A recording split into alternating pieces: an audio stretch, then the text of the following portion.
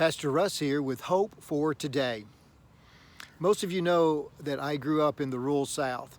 When people find out and learn that I've lived in California now for 40 years, they almost immediately say, "Oh, California, wow, I could never live there, all those earthquakes." To which I always reply, I've been here all these years for decades now. I've been through several earthquakes, but never have had any damage personally or really known of anybody that's had very much damage. But boy, I'm so glad I don't live in the South anymore because of the hurricanes and tornadoes that constantly seem to ravage throughout the Southeast. I remember being in college when a tornado hit my hometown.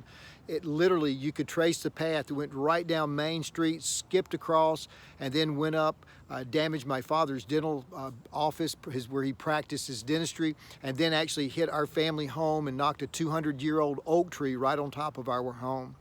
Right now, I have a younger brother that lives in the Gulf Coast area of Alabama, and they have been rocked hard by the recent storms there.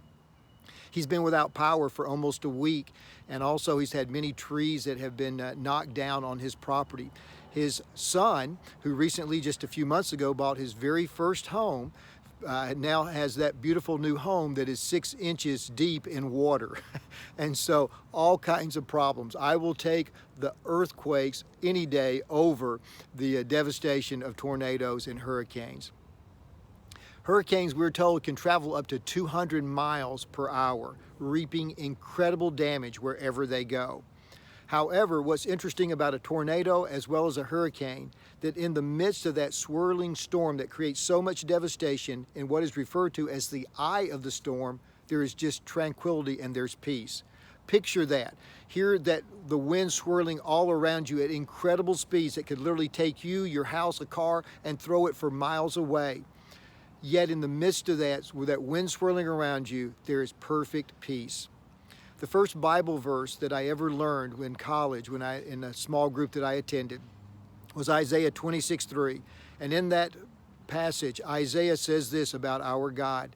It says that our God will keep him in perfect peace, whose mind is steadfast, or who is fixed on the Lord, because he trusts in him. I don't know what storm you may be facing in life right now.